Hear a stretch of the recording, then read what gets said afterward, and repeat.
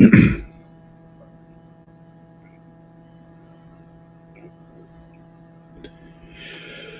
more godless one becomes in one's heart, the more godlike one becomes in one's mind. An admonition from the Holy Spirit of Brother Bill Wade over the course of this past training weekend. Bill didn't want to take credit for that. He said it was just the Spirit speaking through him, but he will still be the source of the quote, and he at least gets a co-writer credit. I would submit to you that the inverse is also true. The more godlike one becomes in one's mind, the more godless one becomes in one's heart. This is true of us on an individual level, and this is true of us collectively as a species. We have constantly been in a quest to control our environment, to control the factors in the natural surroundings that impact our lives to the point where we have indeed tried to become like gods. From the very first knuckle dragger discovering the wheel to the earliest of technological developments, all the way up through the Industrial Revolution, where we seriously took control of the world around us and became more and more like gods, or at least lived closer to a godlike standard. These comforts have come at a price because we have lost the cultural touchstones that kept us connected to the spiritual element, even as we proceeded in further developments on a technological end. And now, in this modern world, we can even assume the power of gods and control the weather on a level that most of us aren't even aware of, and none of us would ever have dared dream even only 10 years ago. Ultimately, we may even fall victim to our own quest for godlike behavior, as technology itself runs the risk, with the development of artificial intelligence, of becoming the very beast of the book of Revelation. We have developed this technology in a quest to become godlike. And because we have lost those cultural touchstones, we have allowed that technology and all the gifts that it has given us to become our God. There's nothing even tangentially connecting us to the things that brought us to the peak of empire, as depicted here in one of Thomas Cole's The Course of Empire paintings. We have no connection to our spiritual roots. We have no connection to anything but our own ego, our own pride, and our own arrogance. And it has indeed taken us to the next logical conclusion of the next panel in Cole's work: destruction. Our once great cities, magnificent developments of which we all held pride, have decayed, crumbling underneath us, egged on by a maggot class on which a ruling class also depends to imbibe its sinister machinations on the rest of us, in the quest for the destruction of a civilization that their tiny little minds could not even have conceived.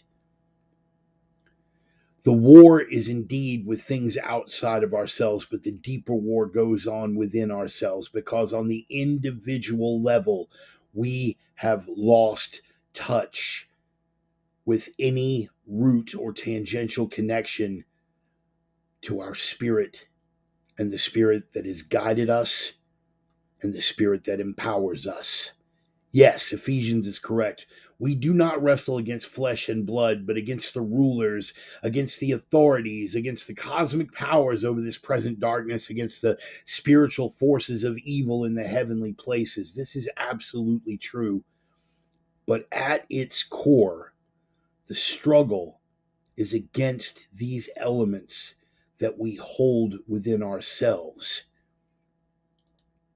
and the illusion and delusion that allows us to continue in our wayward straying from those things that we need to anchor us.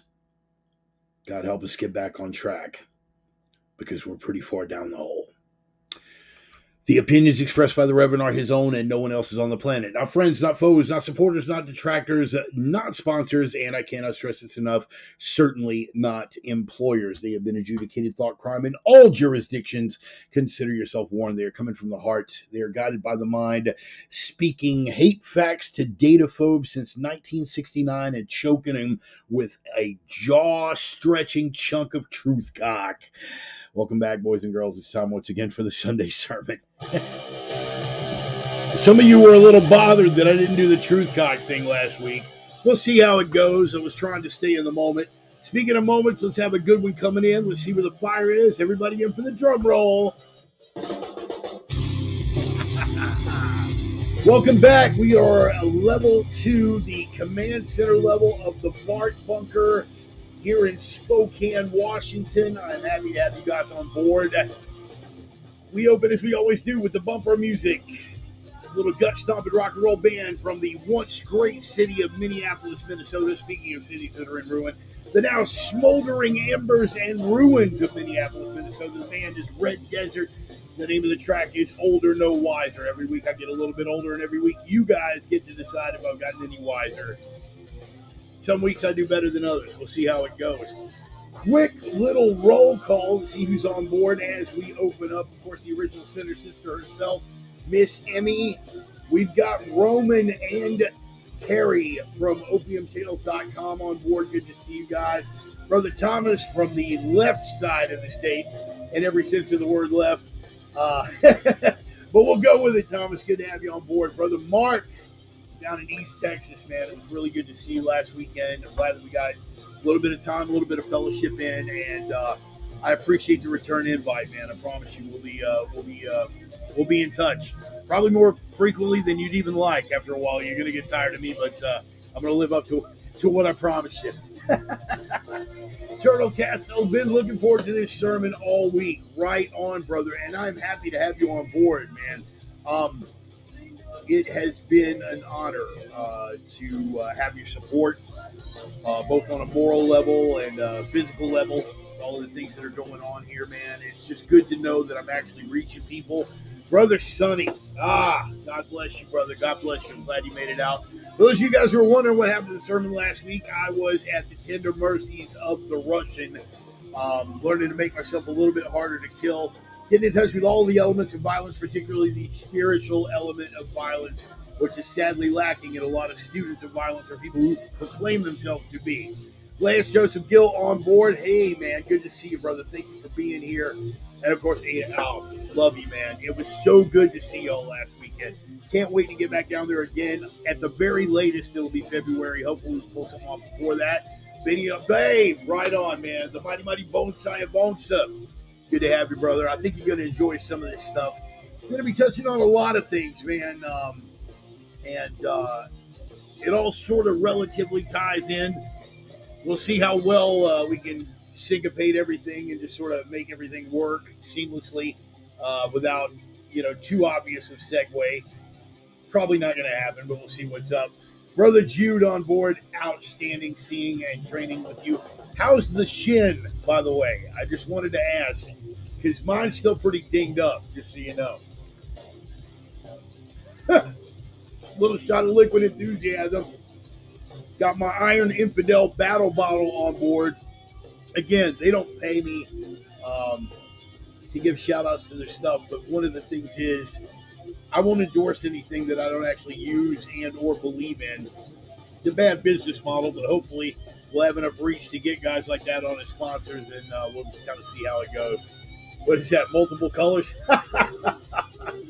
Yeah, that deep bruising will do that, brother. That's no joke. I'm going to play around with a little bit of that. It was fantastic. It was a deep-level learning experience. I'm going to go ahead and fade the bumper music out so we can go ahead and jump on into this thing. Once again, man, really appreciate all you guys being here early. And the ones that trickle in later, we'll give them proper salutations and greetings as they arrive. What do we got? As we listened to JVP episode on Exodus, he spoke of something is wrong with me being a message of hope, as if the wrong is in a known place with hope of fixing it versus it being with all that surrounds us. Not much hope of fixing that. Very profound, as one would expect from Dr. Peterson. Sonny, full disclosure, I have not had time yet to jump into the Exodus series with Dr. Peterson, but I look forward to it. I'm really looking forward to his more up-to-date take on it. I've got his old college lectures on Genesis and Exodus on my iPod. That travels with me everywhere, but I haven't gotten a chance to look at any of the Daily Wire stuff yet, and I really need to jump off into that because I know I'm going to get a lot out of it. And even if I wasn't so confident in Dr. Peterson himself, the fact that it's coming with such a ringing endorsement from somebody that I respect would definitely be more than enough incentive. Anyway, man, we're going to fade the music out. Once again, that is Red Desert, Older, No Wiser. We open every single sermon with that bumper music, man. They're a really good rock and roll band, and they've been very cool too, man, because and their label, I guess, is pretty cool because I contacted the band directly through social media, and I was like, look, I use this track as my bumper music every week. You guys should take a look at it. If you have any problem with the stuff I'm discussing in the sermon, you don't want your music attached to that, let me know. I'll pull it. And they were like, yeah, cool. The Exodus series is now free on YouTube. All right, well then I've got less than zero excuse, and I'll go ahead and jump into that tonight once we get through with the sermon. Let me give a couple of sponsor shout outs just real quick. Of course, to Roman and his lovely wife, Carrie, and of course, Allie and Roxy and Bevy, beautiful women over at opiumtales.com. They're the erotic pinups and portraits people, beautiful watercolors of beautiful naked women, coupled with testosterone-driven commentary on Planet Bart. That is a trifecta. And I've got this big announcement. Roman has just released a book, and not only will we be giving you all the details of that book next week, but I am trying to iron out exactly how to do that frame and frame thing where we can actually have him on live as a guest, and we'll be able to give him a big shout out for the book effort. And I urge you guys to take it. Basically, the topic of the book is it's basically a life story thing for Paul, for Roman. Oh boy, there was a slip. Can we? No, we can't edit that. All right, it was basically a slip for Roman. It was basically a life story thing for Roman. He has evolved as an artist, and it is his take on how to go from Joe Schmo to having beautiful women pay you to paint pictures of them.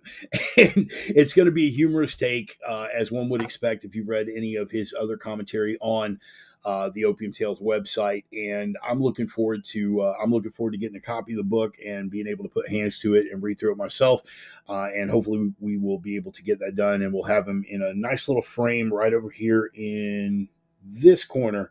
Be able to have him in this corner right here next week, and we'll have him as a guest on the program. So it's been really, really fantastic watching his evolution, and so we're looking forward to promoting the book when it comes out. Also, special shout out to my Viking brothers, Casey and Dusty Tellison, over at Nordic Smoke Barbecue, the only legit barbecue in the Inland Northwest. Period. End of statement. Done. Yeah, but what about? Nope. Shut up. Sit down. You're wrong. There is no other legitimate barbecue in the Inland Northwest. My bro Kelly from back in the Houston MMA days came up here and paid us a visit, and he came through Spokane a couple of times while he was up here working over in Pullman, and he got to finally put his hands to and his mouth around some of those ribs, and it's fantastic. We got Sonny out here, and we have a very, very funny story involving those ribs that we will share with you, but let's just say that they are Sonny tested and Spetsnaz approved. So if you're up here in the Spokane area, definitely look them up. They are on all major social media platforms. Nordic Smoke Barbecue, Casey and Dusty Tellison. Casey, by the way, has passed the bar exam. He is out practicing law now, and the very next paycheck that I get off a crane gig is going towards a retainer fee. So just give that shout out while I'm here. For all of you guys that are here, we are gonna Brother James, I'm glad you made it, man. Glad you made it. I was looking for you in the roll call. Didn't know if you were gonna make it out or not. It was outstanding getting to spend some time with you last weekend as well, man.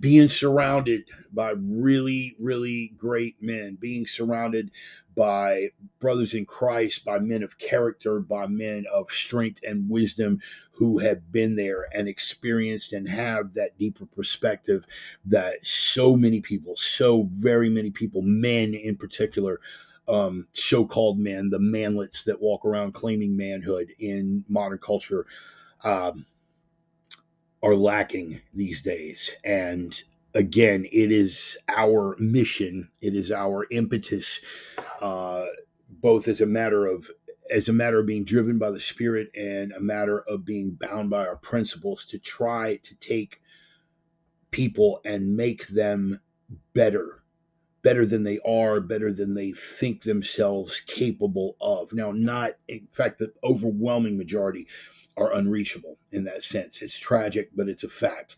But those who are out there who are seeking to ask the deeper questions so they can get the deeper answers, it is on us to be able to recognize them and to be able to carry the message forward. Because as I've said before, man, we got a title fight coming up and we need all hands on deck. So thank you to all the great men who have embraced me as a brother, who have been gracious enough to allow the crossing of our life paths to boost and evolve both of us, all of these great men with which I'm surrounded. I thank God for each and every one of you. So thank you for that, gentlemen. All right. So we are going to jump into the very first segment. And of course, the very first segment is what? The very first segment is going to be Ryan's Rabbit Hole. That's right. You guys know Brother Ryan. He is the good friend and brother who opened the door for me to start on this crane journey, which has changed my life universally for the better. He's been a fantastic brother and a friend for years and years and years. One of the things that we bonded over is that we are both repositories of useless information. We have tons of stuff just floating around in our head. And the rabbit hole is something that we do every week. It's our most popular segment, so we made it a regular segment where we take you a little bit off the beaten path. Sometimes it dovetails with what we're going into in the sermon. Sometimes it does not, but it takes you into some areas that you might not have explored before. Some weeks we go historical. Some weeks we go esoteric, where he really makes me work for it. Some weeks we go conspiratorial. Some weeks we go political. Some weeks it's a little bit of all of the above. But this is the one that none of you are going to expect, and I hope that the sound actually works on that, because we've had some problems here. But anyway, so we're going down the rabbit hole. First of all, let's go ahead and do that. Big round of applause. I don't know if the sound's coming through. Let me know. We finally got that sound bite back on the board here. And again, this is very simple. It's just me and usually a laptop, but here I'm at the desktop. So big round of applause. Ryan's Rabbit Hole. Yes, we're all happy to hear that. And this week it's going to be fun because nobody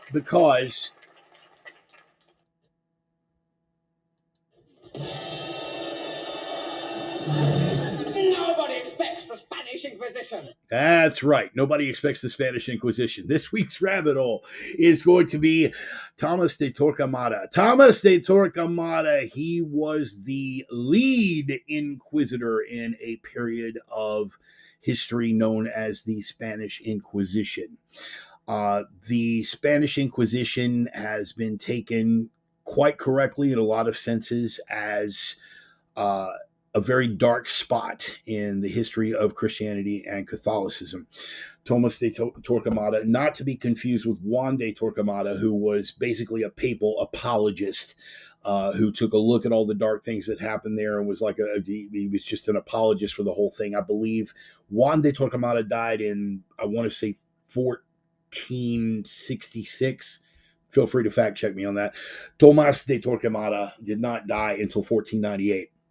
And he was the first Grand Inquisitor in Spain on behalf of the Church. He was a Dominican cardinal, and he joined the Dominicans. Now, again, initially he joined the Dominicans in 1452, and he was the lead monk at a monastery, and then he got politically tied to Ferdinand and Isabella.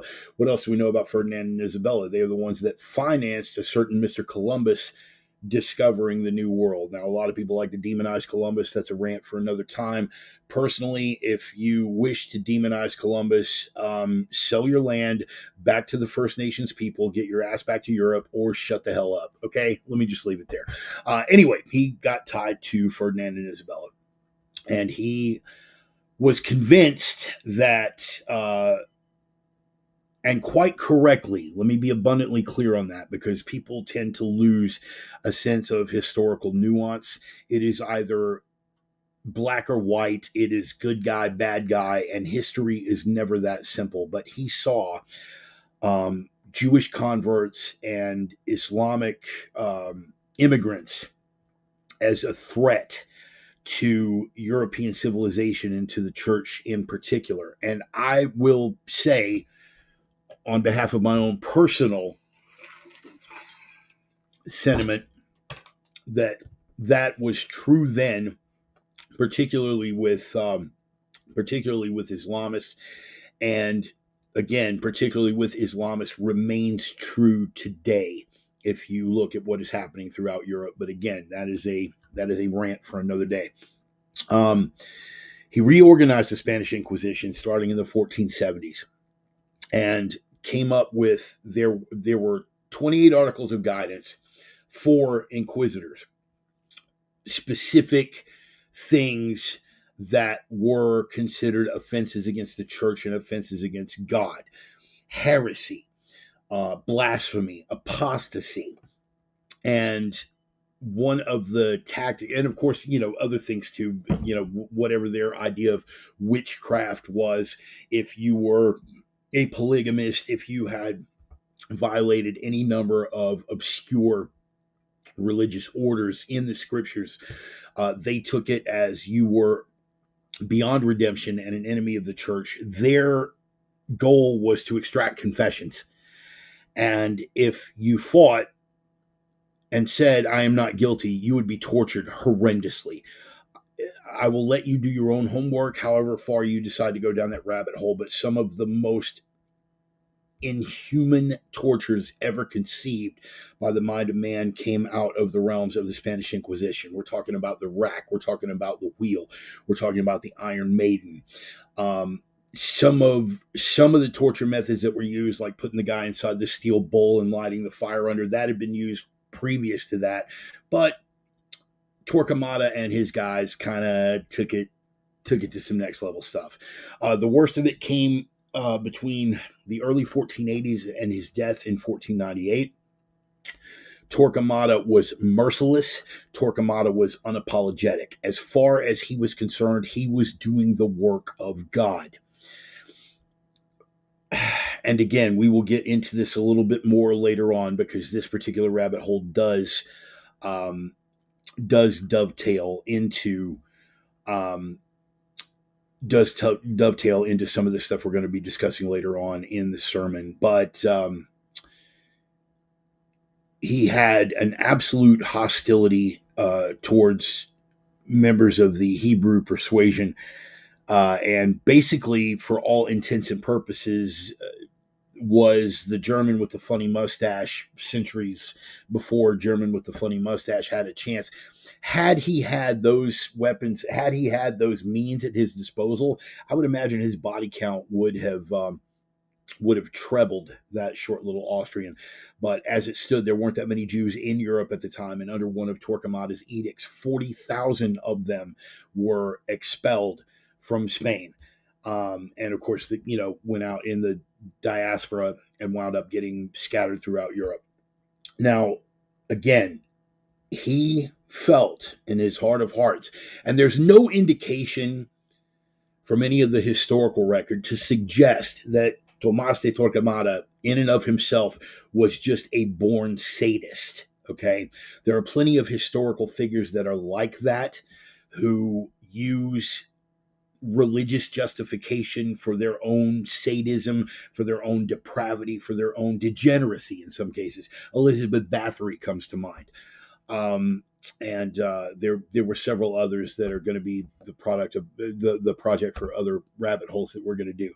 There is nothing in the historical record to indicate that Tomás de Torquemada was a sadist who was using his religion as an excuse to do the things that he did.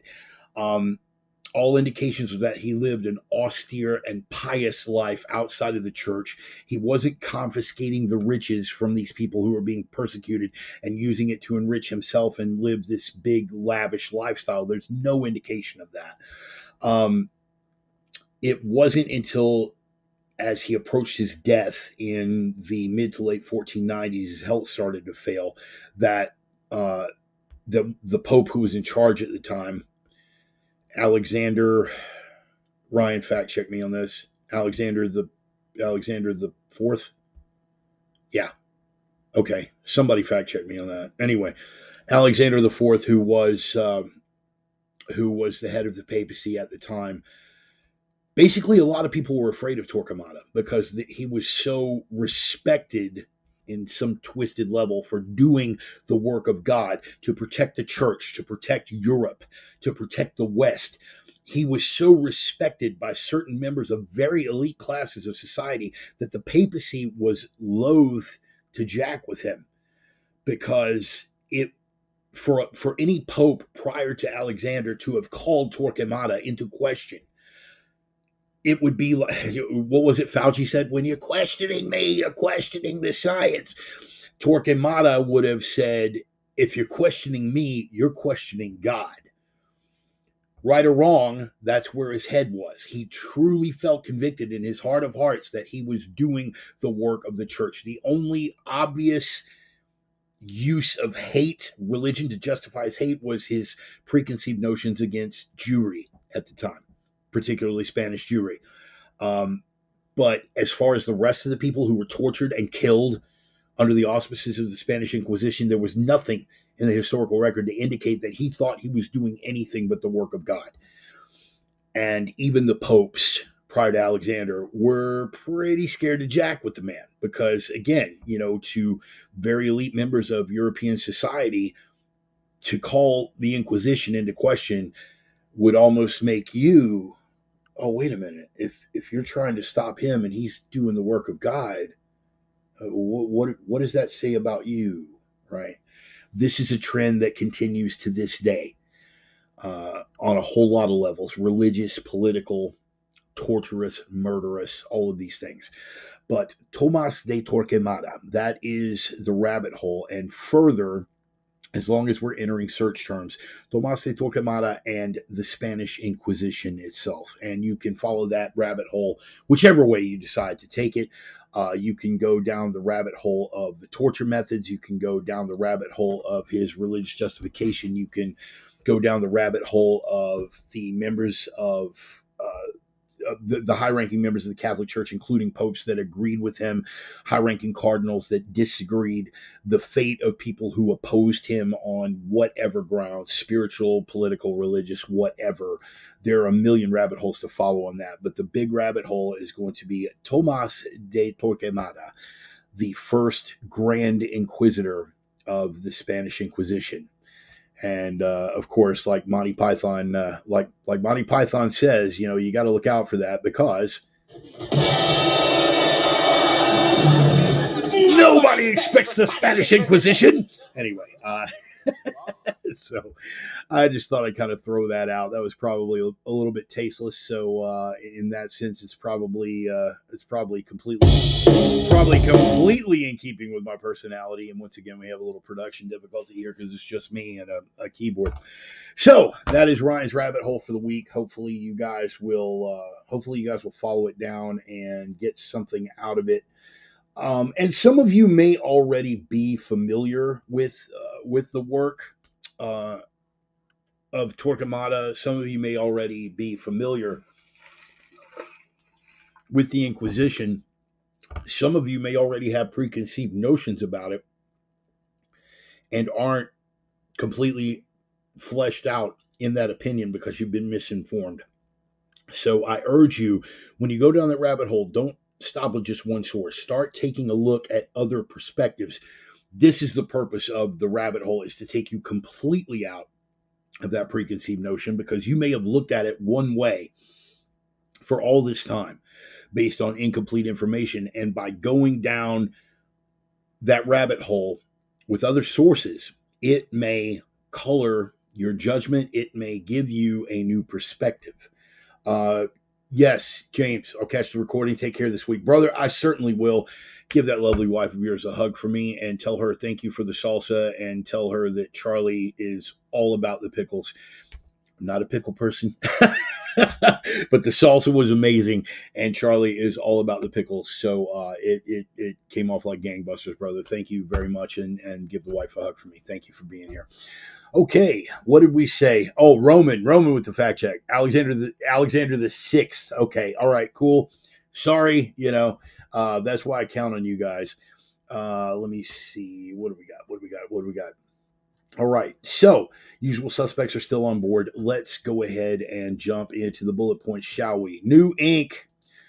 You guys who pay attention to my social media feed, I got my first new tattoo that I'd had in right at 10 years. Right at 10 years. And I got it this week when I was down in Houston. Brother Joey over at Electric Chair Tattoo, and he laid this up on me. You guys who are following me on the social media feed, I've posted some pictures of the full width and breadth of it, but you guys can see it. It's still sort of fresh. You can't see all of it because of the sleeve, but the nature of the tattoo is Deus Vult. Deus Vult, God's will. Translation, God's will. Transliteration is God wills it. You guys are familiar with the difference between translation and transliteration. Translation is what it actually says. Transliteration is the implied meaning behind what it says. And Deus Vult is known as the war cry of the Crusaders. I wanted something on my body to commemorate this new walk in faith. I have already had several people address me about Leviticus 19 and its admonitions against making marks in your flesh for the dead, and all of these things. We're perfectly aware of that. My retort to that, firstly, is that's the same chapter in Leviticus that forbids you to eat a cheeseburger because it's a calf in its mother's milk, and also forbids you to eat pork and shellfish. Now, if you're walking it like that, I will hear the criticism. I will still disagree, but if you really, really walk it like that, I will hear the criticism. And there are a couple of you out here who watch the sermon who do walk it like that, and I've got tremendous respect for you. I prayed quite a bit on it, specifically for that reason, because they say make no marks. The understanding is make no marks to desecrate your body. Your body is a temple. Don't desecrate the temple. That's not actually what it says in Leviticus. It says make no marks or gashes in your flesh to commemorate the dead. It's basically an admonition against pagan practices in general. But the conclusion that I came to, and again, my walk with the boss man and the carpenter kid is mine alone. I cannot speak to your beliefs any more than you can speak to mine. But I made this one of the biggest, boldest, most visible pieces on my body, and I did that for a reason. Number one, I wanted to express Ryan, when I told him what I was getting, because I was supposed to have gotten it a couple of months ago, and Ryan was like, you going all in, huh? I was like, yes, I'm going all in. I wanted to express that. I wanted to make a profound statement about it, not just as a reminder to everyone else, but primarily as a reminder to myself, something to keep me mindful, which leads me to it being October 1st. We'll go into that in a minute. But I wanted it prominent, and I wanted it visible. And I wanted that design in particular to be prominent and visible because it provokes people to ask, Deus Vult, what is that? What is that? And at that point, I can engage them in conversation, because most people just seeing a big swollen tattooed guy, they're not going to jump up expecting any sort of deep intellectual constructs or spiritual wisdom. And so having that big thing out there that they're not really sure about, they come up and they ask, hey, Deus Vult, what does that mean? And that gives me the end and allows me to put God's gift to work and reach people. So also, it is a little odd because today is October the 1st. And for those of you who have been who have been friends of mine for a long time. And those of you who have followed the sermon for any length of time, you know that I spent the previous 30 years, 30 years on the Asa True Path. And there is a tradition that I honored, and there's nothing in the Havamal or the Eddas that required this. It was just something that I did to keep me mindful of the old gods. For the entire month of October, for the last 30 years, I have gone without any animal flesh whatsoever. No meat, no birds, no bugs, no nothing. Obviously, I am full bore carnivore now. So 30 days of starvation to honor the old gods, probably not the most constructive thing in the world. But it's weighing on me a little bit, in all honesty, because as I've said, even though I'm walking in the light of Christ, even though I have returned to the faith, even though I've returned to the cross, I will never, all right, mark this, I will never deny any of the strength and wisdom and moral compass and guidance and virtue that I received from my 30 years on the Asa True Path. I will never deny my friends who are still on that path, my brothers for that matter, who are still on that path. I take nothing away from the path. I take nothing away from what it taught me, and I take nothing away from the people who still follow it. But obviously, that isn't my path now. And it troubles me on some levels. It really does. I guess just out of habit more than anything else, because typically I'm very, very mindful through the month of October of the old gods. And I'm struggling every day to be mindful of my new walk in faith. But I do feel that I should pay homage and respect on some level, in some way, to the old gods and the people who followed it. You guys will remember when I was on the Asa True Path, every time, and you can go back and look on social media, every single time a major Christian holiday came up, I always took I would take my playful little jabs. Hey, you guys stole all our holidays, whatever. But I never dogged out the faith, and I always took the opportunity on Christmas and on Easter and on Good Friday to pay homage to my friends of faith, because early on as a child, I was raised in the church, and I always kept tremendous respect for people who were truly and deeply practicing Christians. And so now I find myself on the flip side of that equation, and I'd be lying if I said it wasn't a bit of an adjustment. But I'm taking it in stride. This, for all of my pagan and heathen friends, is the holy season, culminating in the Samhain, the day when the veil between the worlds is the thinnest, and you can commune with your ancestors and with the gods. And a lot of strength in that, a lot of power and tradition in that. But it's not my path anymore. It is not my path anymore. So I will accord it the proper respect. And if you guys have any suggestions about what, maybe if you give it some thought and some reflection, and you come up with any ideas about what would be appropriate ways to pay homage to the old gods, to pay homage to the Aesir and the Vanir, without denying the strength and importance of the path that I was on, I'm all ears. But yeah, this is it's unusual. This is the first time in 30 years. Ponder that, man. I mean, a couple of you out there barely been alive that long, and I have honored this tradition since 1992, all the way up to 2022, 30 years, and not doing it this year.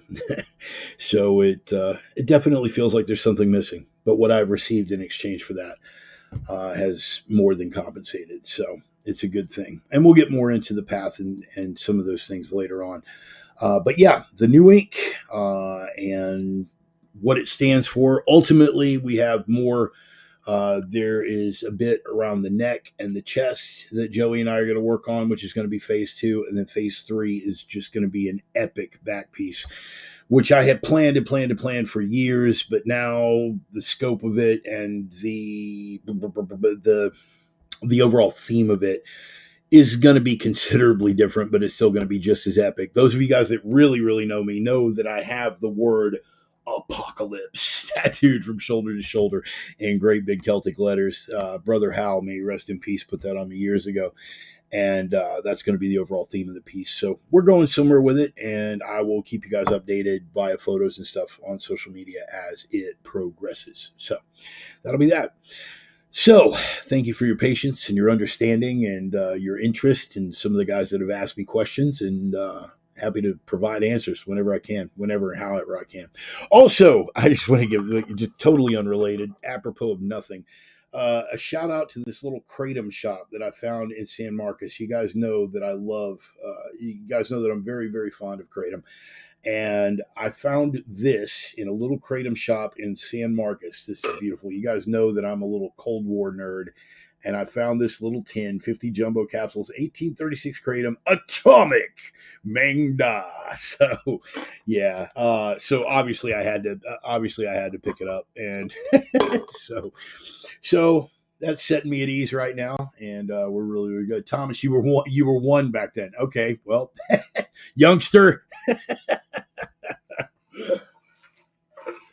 But I'll say this for Thomas: he has a knowledge and historical acumen to be so young.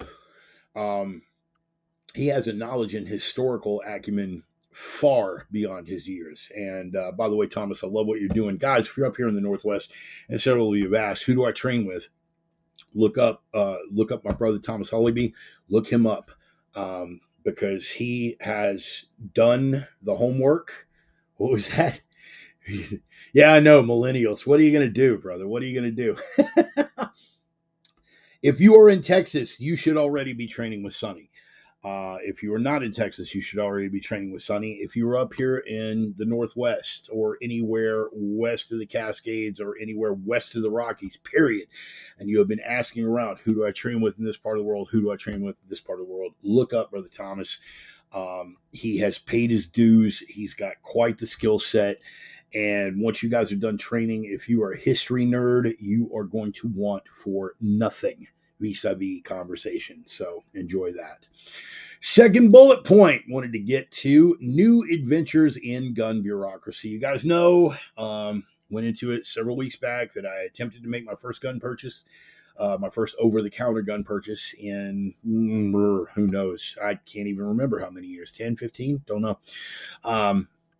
And I told you the laws had shifted here in the state of Washington. Now, you guys know the long odyssey that I went through several years back, where my gun rights were momentarily taken because of a technicality in Washington state law. I paid the money, went through an attorney, went through the court process, got my gun rights restored in the state of Washington. And then the feds hung me up. And I finally found a way to get around the federal nonsense, thanks to, and he no longer works for the Bureau, as I found out, but so I'm going to go ahead and out him. But Special Agent Mike McNall with the Bureau of Alcohol, Tobacco, and Firearms, I call him Magic Mike, because he magically made that problem go away. He said, we're going to bypass this jerk. I'm going to talk to my liaison over at DOJ, and we're going to get you cleared. And he solved it with one phone call. It was beautiful. So the .22 rifle that I had attempted to purchase, I went through the mandatory 10 business day waiting period. The feds said nothing. Typically, if the feds are going to reject you, you'll know about it in the first couple of days. The feds said nothing, and I waited through until the very last day of the 10 business day period, and guess what? Boom, denied. What? Denied? Yes, denied under Washington state law, because of a technicality with a thing that I did in Texas in 1996. Yes, that same exact thing, where I already had a judgment rendered restoring my gun rights. They do not have a copy. This new bureau that has been created in the state of Washington to handle gun-related things, right? The feds cleared me. The feds were like, no harm, no foul. If I had been buying this weapon in Montana or just right across the border in Idaho, I would not have been in violation of any law. The purchase would have been allowed to go through. I would not have had to wait the 10 business days. It would have just gone straight through because the feds have no hang up on me whatsoever. But apparently, this new bureau that has been created in the state of Washington does not have a copy of this old judgment and the reason that they gave me for the rejection was that specific criminal incident in 1996, which is specifically mentioned in the judgment as he's free and clear, give him his gun rights back. But they don't have a copy of that document. Therefore, my gun purchase was denied because they do not have a copy. Now, I'm not going to call anybody out by name, okay? Not because if they were jerks, I would definitely call them out by name. But I have gotten in touch with two wonderful, wonderful people. One who works with the Spokane Police Department and another one who works with this new bureau for the state of Washington. And they have been, I'm not going to call them out because let's not kid ourselves. There are a lot of people who are just out there, and the whole purpose of this is they are going to do anything they can to keep people from getting guns. And if you have people who are doing their jobs and trying to get to the truth of the matter, well, that might wind up with somebody like me being able to buy a gun, and we can't have that. So I'm not going to name them publicly, okay, because I don't want to get them in any sort of trouble. In the same way that I didn't want to get my Alaska Airlines girl in any kind of trouble. And we'll go into that in a minute as well. But I have found an employee with the state of Washington. I found an employee with the Spokane Police Department who are both on point, who listened to everything that I had to say, who lined out everything that they needed, who treated me like a human being and not a number, and who were very, very apologetic that I was having to go through this again. So shout out to them, people. And I got to say, and this is going to segue into the next story, don't be unnecessarily a jerk when people are legitimately trying to be helpful. Okay, exercise some discernment. If the ATF is knocking on your door with one of those scare tactic things, and we need to see those guns that you bought, that is the time to be a jerk. That is the time to express some righteous indignation. If the FBI is coming around with one of their scare tactic things, and well, we just wanted you to know that we're aware that you purchased several firearms in a very short period of time, they're coming around with that. That is the time to be a jerk. Do you have a warrant? No, get the hell off my porch. That's the time to be a jerk. When you've got an employee, if they're working for Spokane Police Department, if they're working for the state of Washington, or in the case of Agent McNall, right? When he called me with that, when that jagoff at the DOJ basically did the equivalent of swatting me, when he called me, he was pretty hot. And he should have been with the information that he had. And he told me, he was like, normally we'd be kicking your door down right now. And I know that. And the guy at the DOJ knew that too. Different story for another time. I could have been a jerk to Mike. Well, you're the functionary. Blah, blah, blah, blah. I wasn't. Spoke to him in a very civil manner. He didn't get out of line with me. He was agitated, but he didn't get out of line with me, and I didn't get out of line with him. And I spoke to him kindly, used my communication skills to great benefit, and we were able to resolve the situation. And he made one phone call that had a year and a half worth of headaches cleared up in 2 days. Imagine how that could have gone if I'd have come at him hard simply because he was an ATF employee, instead of, as Sonny is fond of saying, separating the sinner from the sin. Okay. Working for the ATF, he is by definition a sinner, but he was committing no sin against me. And because he was committing no sin against me, I separated the sin from the sinner. And I talked to him and spoke to him like a grown-ass man and a human being. And he was a wonderful human being. And he got a situation cleared up for me. A lot of us get caught up in that. How is, all ATF agents, man, need to be hung from fucking, from a light pole. All right. How is that any different from Antifa maggots? All cops are bastards. How is that any different? Right. Carry yourself a little bit better, bro. Do better. Okay? Because there will come a time where people are going to have to pick a side, to where anyone who is still working for the federal government is going to have to be treated as suspect and is going to have to be treated as the enemy. We are not there yet. We're not there yet. Okay. Yes, we have a weaponized DOJ. Yes, there is pressure against firearms owners. Yes, you had better be willing to stand for your rights, but there is standing for your rights and communicating like an adult. And then there's, man, fuck those guys. I'm just going to be in hell with them. Feds, kiss my ass. You're not helping, bro. You're not helping. And I guarantee you there's at least one person out there who's watching this just like, yeah, man, you lost your spine, bro. You know what happened? It's called maturity, man. It's called maturity and discernment. You should probably Google both of those terms and then try to put it into practice. Just a thought. Okay, and that leads me to the other adventure in gun bureaucracy that I got to enjoy. And I was wrong. And when I am wrong, I have to own it. I have lived and traveled with a gun for years under the impression that when you travel with a firearm, it does have to be declared, and it does have to be in a case which is locked. When I'm traveling with a rifle, I have a specific case with 4 lock points on it, and I use TSA locks because I was under the impression that TSA accessible locks are mandated by the TSA. When I travel with a handgun, right? Thank you. Yep, you're also not going to win. You have tactic persuade. Exactly. Boom. Exactly. This is the hill you want to die on? Oh, okay. Choke on it. You're not going to win. You're going to thump your chest to all your friends later. Yeah, man, I kept it real. Yeah, real freaking stupid, Sparky. Enjoy that. So I'm at Alaska Airlines. Normally I don't fly Alaska, but I got a really, it was a bargain fare that I couldn't pass up on short notice. So I took Alaska. I get to Alaska with my handgun case. Now, this is just a combination lock, but it has a latch here with a TSA override on it. And so I took it up to the counter, and this lovely young lady, Amber, if memory serves, beautiful girl, total sweetheart. And I get there, and she looks at it, and she's like, "That lock, is that TSA accessible?" And I said yes, because again, I thought that was mandatory. And she says, "Yeah, we can't let you fly with that."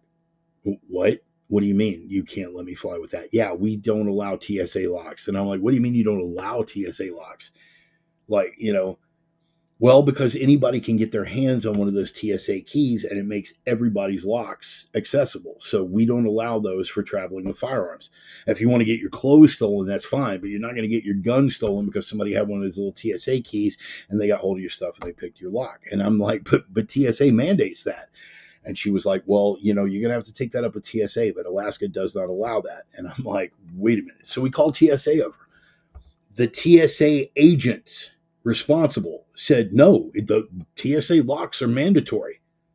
The agent said that. We called his supervisor. His supervisor comes over. His supervisor says, yes, TSA locks are mandatory. Your airline policy is specifically at odds with our policy.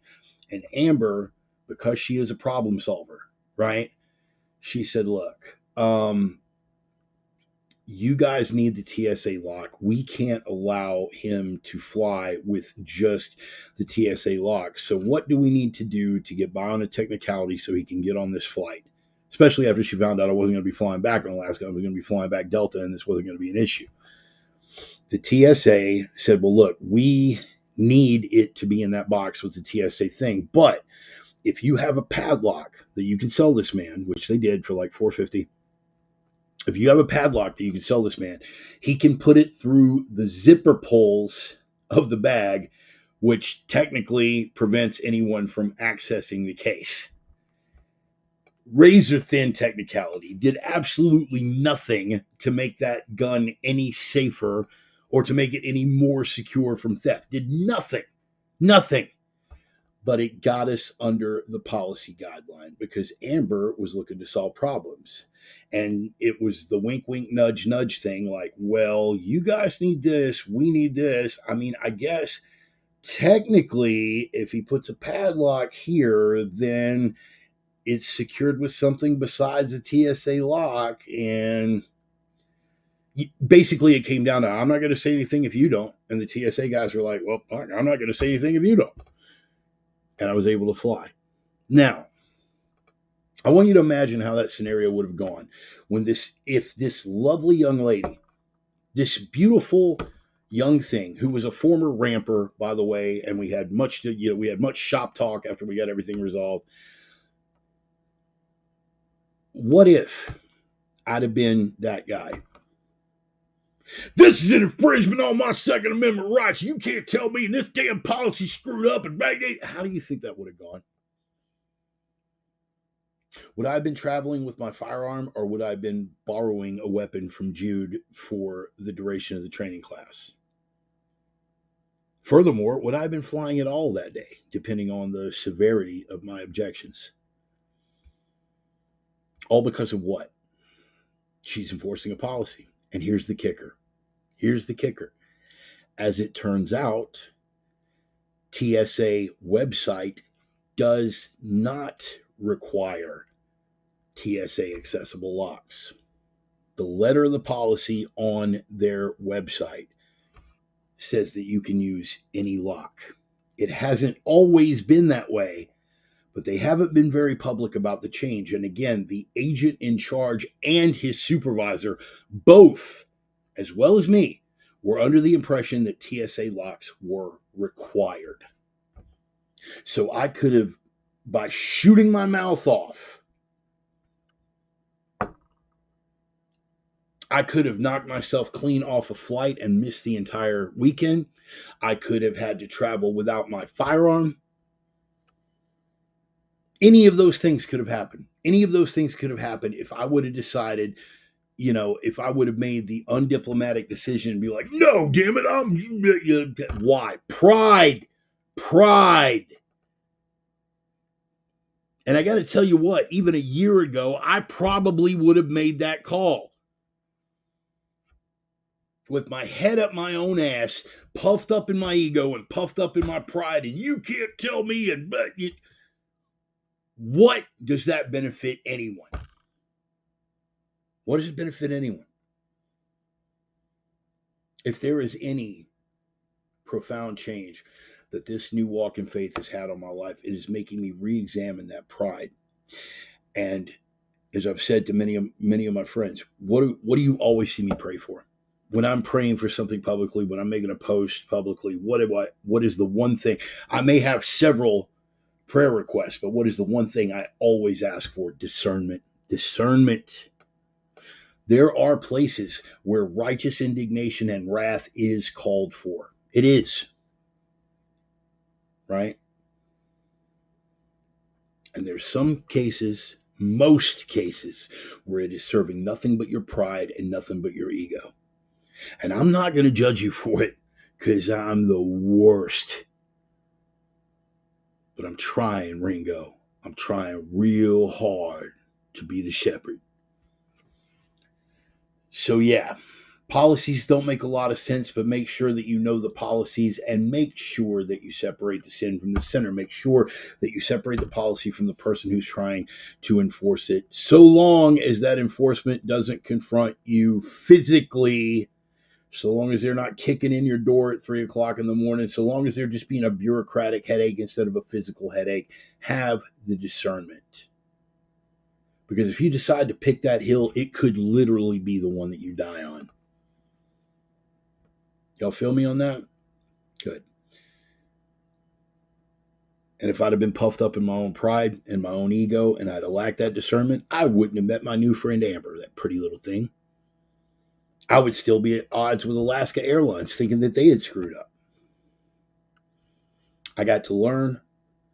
I got to make a friend. I got to travel with my firearm. Considering the alternative, had I been puffed up in my pride and my ego, could have been a hell of a lot worse. Just a teachable moment. Thought I would share that with you since we were talking about gun bureaucracies. It's not just on the state level, and it won't always be on just the state level. It's on a federal level, and now it's going to get down to a company level. You have banks that are refusing to do business with gun companies. Sooner or later, you are going to have credit card companies that will not allow their services to be used for gun purchases. You think I'm kidding? You think I'm exaggerating? It's already started. Do some homework. That is the trend. control the purse, you control the person. And it gets more and more tight by the day. Worth thinking about. Use your discernment. Be ready to stand firm when it is called for to stand firm, but also be ready to utilize discernment to say, hey, this big conflict that I'm puffed up about right now is about one thing, and that's about my ego. This isn't about solving the problem. This is just a dick swinging contest. Okay. Most of us gave that up. Most of us gave that up around middle school or high school when we started having to shower with other dudes. Right?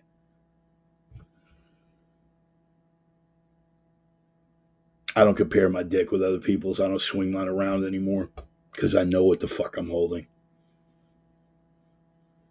And you can carry that across all levels of metaphor. Thank you very much. So, get out of your ego. Get out of your pride. And you're sitting there thinking to yourself, I never, ever, ever thought that I would hear you, of all people, saying that. Well, neither did I. It's amazing what learning to let go can do for you. It's amazing what prayers for discernment, when they are answered, can do for you. Worth pondering. Definitely worth pondering. I wish you all the best in that effort. So, that covers it. Adventures in Gun Bureaucracy. What are we seeing? Already seeing it at Academy. This is Emmy. She works for Academy down in Texas. As a company, we use two different finance companies for big purchases. One company allows gun purchases, one does not. You see, folks, I am not exaggerating. I am not exaggerating. Emmy knows from whence she speaks. She's also worked for Cabela's or Gander, wasn't it? One of the big three. Gander is like the redheaded stepchild, man. You have because Cabela's and Bass Pro are like under the same umbrella now, I think, and Gander Mountain is still kind of off their own. But she's been around this business for a long time, and she has seen the trends evolve both in laws and how people handle things. I'm not kidding, people. It's really gonna tighten up. They're totally gone. I don't know. I could have. I'm probably just hallucinating. I thought there were still some locations open, but I guess maybe they got swallowed up in the whole Cabela's Bass Pro thing. Which is tragic because I liked it when they were three separate entities, because you could go into any of those and just get lost, man.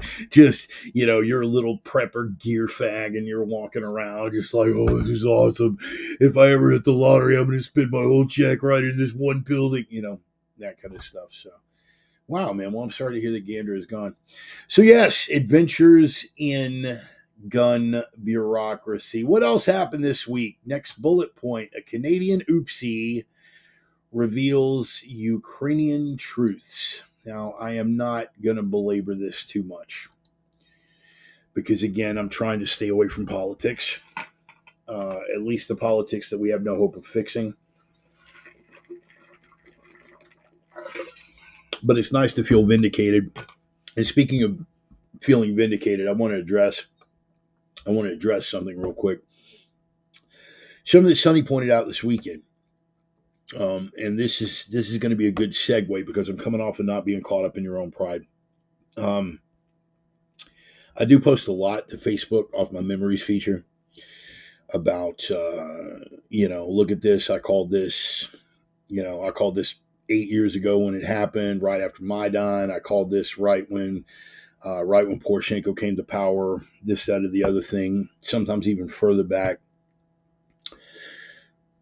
Sonny pointed out something, and he was correct. In my defense, it wasn't my intention,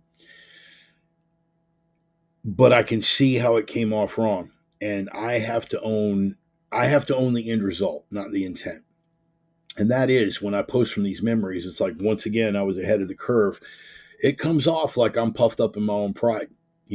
Look at me, I'm smarter than the rest of you. Well, generally speaking, I am, but that wasn't the intent. The intent, when I post from the memories feature, about how far I was ahead of the curve or how I called this when everybody else was calling it otherwise is not to puff my own pecker. If I could reach, I'd never leave the house.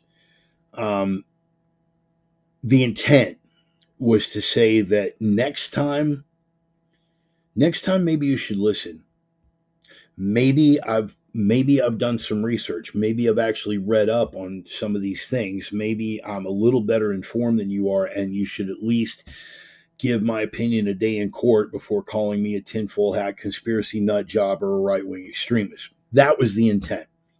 But having taken an honest look at it and done a very honest, deep, and unforgiving self-assessment, yeah, it came off like I was all puffed up in that ego and quite full of myself. And that's something that I'm trying to step away from.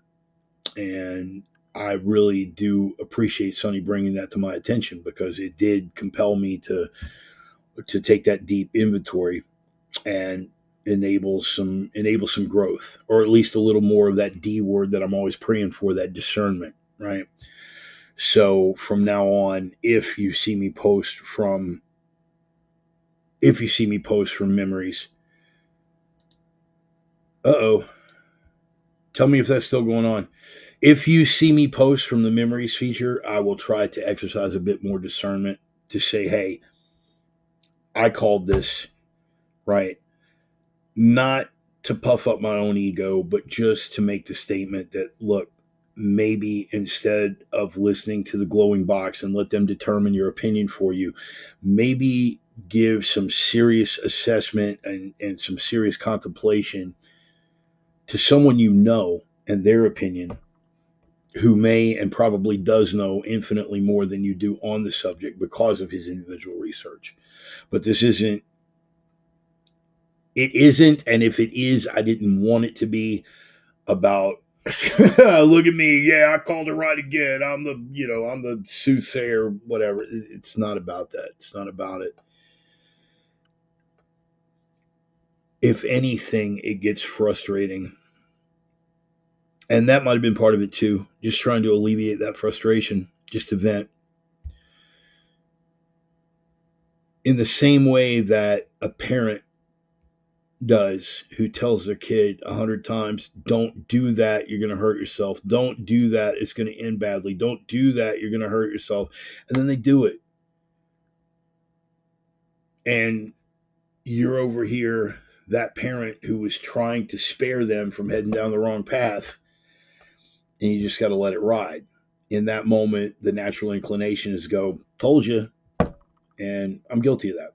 So I ask that you guys forgive me for any of that ego-driven behavior. If it was rooted in pride, then I ask forgiveness for that. Very frustrating to be right sometimes. Yeah. See, and this is why coming from Sonny, it resonated so much with me, because he's on 90 to 95% the same page with regard to all of these historical events, particularly with regard to the Ukraine thing that I'm getting ready to discuss. He knew it. He called it before it happened, but he doesn't have that innate need to remind you, that he told you so.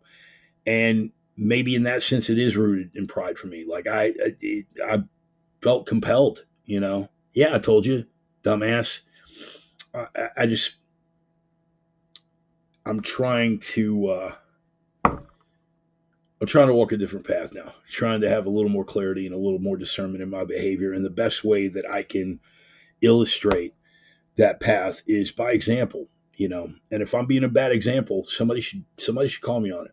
Somebody should call me on it. Which is not to say that anyone who calls me on anything is necessarily right. And it's not to say that if I feel like you're wrong in calling me out, you're not going to get some pushback. But at the very least, you should have the balls and the spine and the honesty to call me out, and the integrity. And Sonny, of course, has all of those things in abundance, and so it's probably right that he called me out. In any case, I say all that to say this: Sonny and myself, and at least Alexi and a lot of other people who were like-minded individuals, we called out the the uncomfortable Nazi ties in Ukraine's history shortly after 2014 and the Maidan coup. Oh, look, I'm a pigeon. Coup. Um, that installed Poroshenko and a government of right sector neo-Nazis. The first thing that I called out, even before we got around to Biden having his crackhead son put in Burisma, was the irony. It was a comic irony in my view that America's first black president basically fomented a coup that wound up in a government of neo-Nazis coming to power in a European nation, which, I mean, that's still kind of hilarious to me in a roundabout way, if it weren't for the massacres that followed in the Donbass region and all the way into Crimea. The Azov Battalion, the Tornado Battalion, right sector, any number of neo-Nazi groups, up until the unprovoked invasion that Putin engaged in a year and a half ago. Up until the invasion, every major media outlet, every single one without exception, even MSNBC, even CNN, even the BBC, all of the major media outlets reported about Ukraine's Nazi problem. This is even after the post-Maidan government had come into power, even after eventually Zelensky stepping up. Zelensky, who is ostensibly a Jew, stepping up to the mantle. They continued to report that, in some cases, that was the headline. Ukraine has a Nazi problem. Prominent white supremacist militants from the United States were going and engaging in training and operations in Ukraine against ethnic Russians, building that skill set and bringing it back here where they were under FBI watch lists as domestic extremists. Nazis training in Ukraine, because Ukraine, wait for it, is crawling with Nazis. They always have been. I would suggest a Google search of the name Stepan Bandera if you want a little more background, and he is still hailed as a hero there. There were entire Ukrainian Nazi SS battalions because Ukrainians have a bit of historical animosity towards the Russians, and fascists have a little bit of historical animosity towards Bolshevism. So in Ukraine, along the Russian border, you had the best of both worlds. You had ethnic Ukrainians that hated Russians, and you had a fascist invader that was fighting Bolshevism. Two great tastes that taste murderous together. Reese's Atrocity Cups. There were entire Ukrainian volunteer battalions for the SS. This isn't just the Waffen. This isn't just the German army. Antifa maggots went there as well. Think about it. Anti-fascist training under Azov dudes. Yes, important. Yeah, and I'm glad. Thank you for pulling up that bullet point. A lot of anti-government militants on both sides of the coin, wherever they're training. Guys that do consider themselves Antifa, bro, wherever training with Azov Battalion neo-Nazis. Very recently, at a major university, I want to say Stanford, they had representatives of Azov at a major United States university, and several Jewish publications here. The ADL, who I find a number of things to vehemently disagree with, called them out. Like, hey, you're having these Azov guys over here. These guys are Nazis. But it doesn't matter, see. Put all that behind us, because first of all, it isn't happening. But it is. And second of all, it's for the war effort. We're defending freedom. But we're not.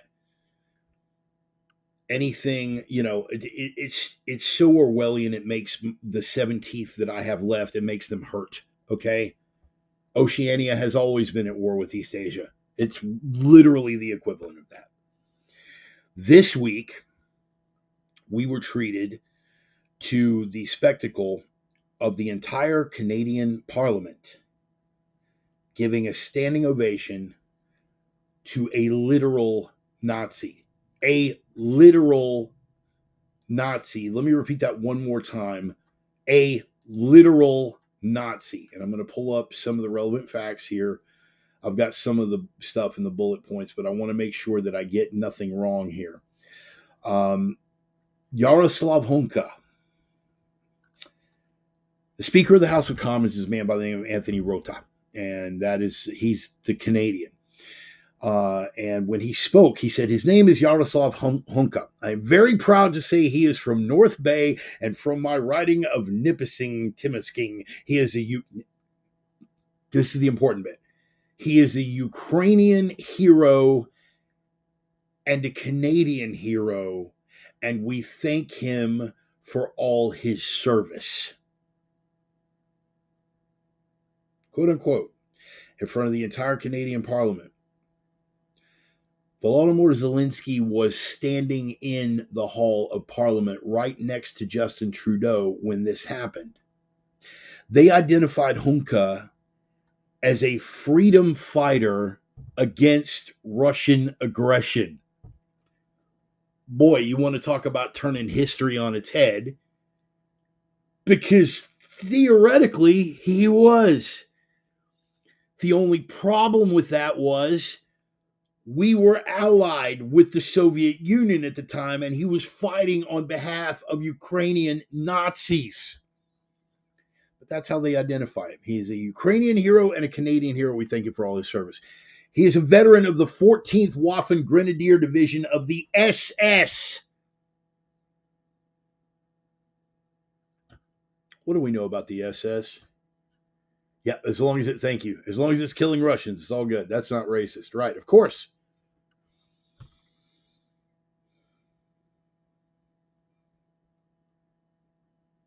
Grenadier Division of the SS.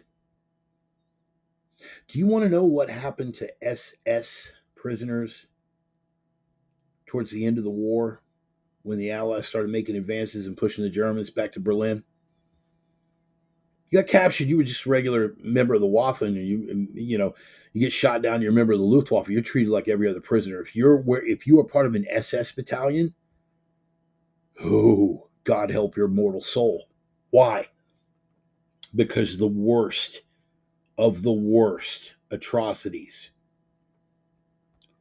committed by the Germans were all committed by SS divisions. I could give you a little briefing on Oscar Dillwanger if you'd like one, but that's going to take another hour. I'll spare you. Horrible atrocities. Nice to know that Ukraine is keeping with that tradition with massacres against ethnic Russian civilians in the Donbass and Crimea. Nice to know they're keeping history alive. He was a member of an SS division. Now, here's the beauty of it. I'm going to pull up a couple of photos right here that I wanted to show you. So, this is the Nazi in question. This right here is Yaroslav Hunka, right? That is the Nazi in question. He is 98 years old. And I got to say, he's looking really sprightly for 98. Maybe he's drinking adrenochrome. I can't speak to that. But that is an SS war criminal. And look at the smiling faces of all those Canadian grazers behind him. Here is the member of Parliament that brought him in. Speaker of the House of Commons, Anthony Rota. He is the guy responsible for bringing this Nazi in and putting him up for honors. And who is that he's shaking hands with? Who is that little sawed-off wannabe Jew crackhead that he's shaking hands with? Oh, yeah, that's the good guy. That's the sawed-off runt that we've given $150 billion of our tax dollars to. That is Volodymyr Zelensky. And after he gave him credit for being a Ukrainian and a Canadian hero, Take a look at that. Look at Trudeau and all his little grazer members of parliament behind him, and look at that little clown-shoed runt, Mr. Zelensky. Just look at him. Yeah, yeah, Ukrainian hero, freedom fighter. Look at the smile on his face.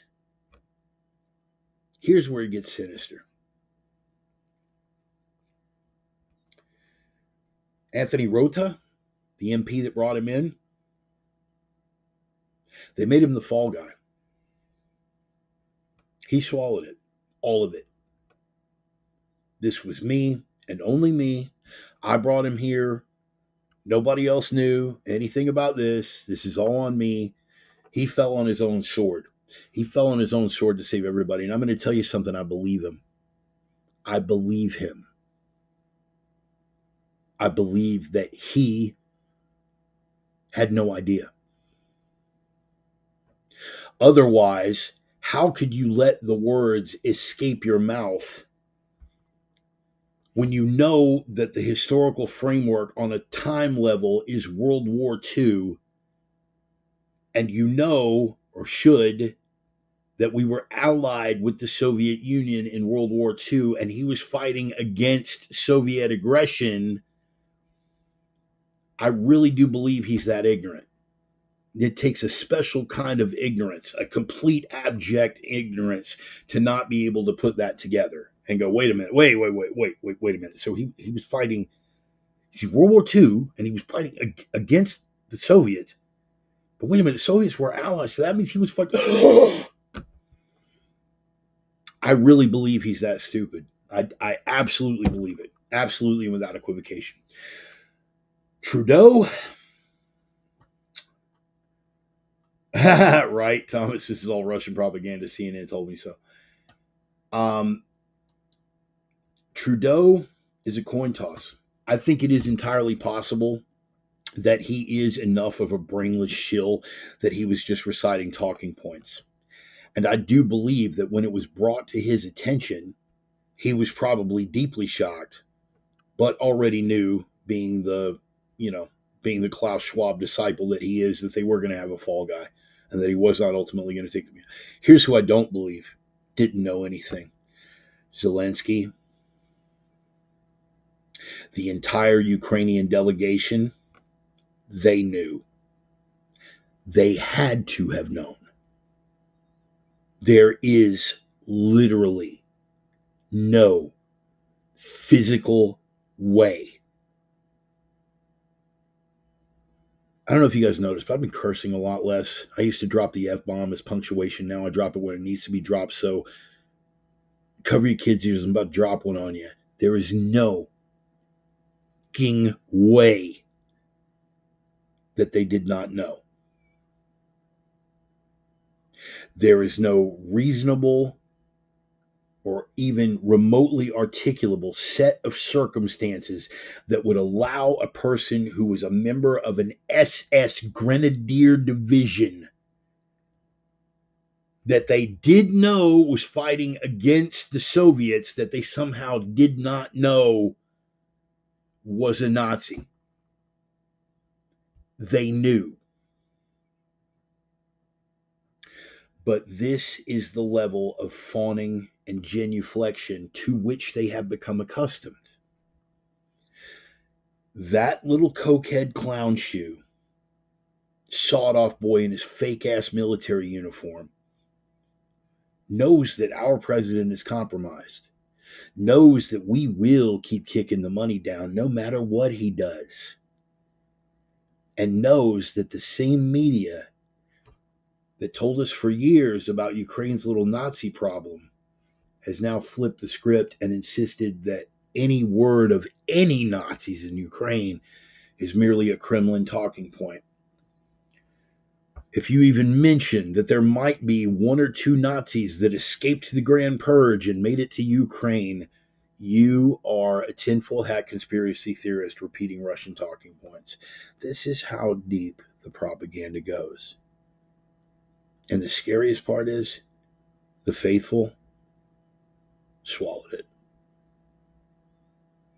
Swallowed it swallowed it like it was a load of devil semen flavored with eggnog. Just give it to me. Trudeau, in his so-called apology, came up and blamed it on Rota. Rota took the fall, and of course he properly went out of his way to apologize to every Jew on the planet because that's what's required. Wow, it's a lot to have to keep track of, isn't it? You got that many globalists that are Jews. You got Zelensky, who's allegedly a Jew. He should have been really, really put off by that, shouldn't he? I mean, doesn't it stand to reason that as a Jew, that he should be bothered that they're giving a standing ovation to a Nazi? It seems like he should be really, really troubled by that. Does he look troubled?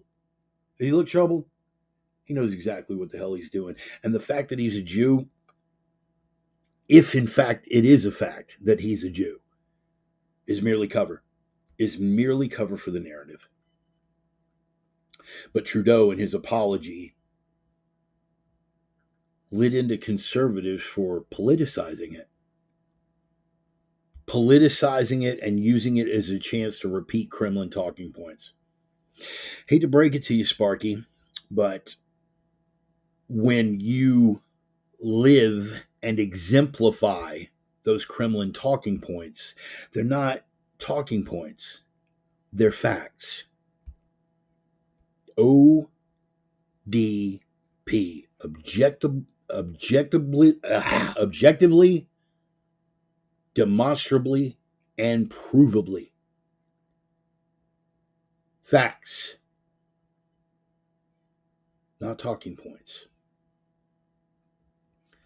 They're busted. The mask is off. There is only so much that the propaganda ministry can bury. Only so much. And I believe that we are at that line and past it. Anyone who had any illusions about what we are supporting, that all went away. And you notice the one person who hasn't spoken in the press at all about this lunacy, at least last time I checked before I went to air, maybe he's had an interview since then, Zelensky. Nobody even asked. A responsible journalist of any stripe would put Zelensky's feet to the fire. Hey, man, you stood and applauded a Nazi and you're a Jew. How does this work? Even if they don't go any deeper with their line of questioning, like talking about Stepan Bandera and the Right Sector and the Azov Battalion and the Tornado Battalion, the leader of which, by the way, was a convicted chomo, convicted of wartime atrocities, raping kids, and they let him out of a Ukrainian prison and put him back on the front line. You can look that up too, Sparky. Even if they didn't want to talk about any of that, just the most basic, superficial question, you brought a Nazi to Canadian Parliament and led all of Canada's Parliament in a standing ovation for a Nazi, and you're a Jew? No one will ask him that question. And you know why. You know why. Actually, you probably got a couple different theories as to why. One, because he is a Jew, or two, because the propaganda is that committed. Either way, you're right.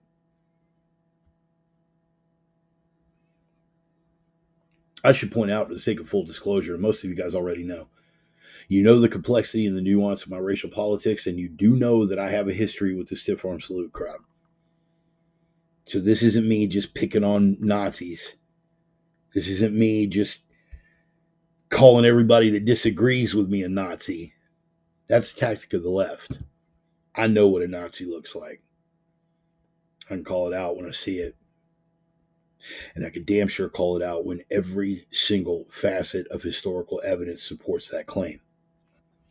But the same crowd spent 2 years tearing down statues of everybody because everybody's a damn Nazi. All that. Let me go ahead and click that. That is my Substack address, by the way.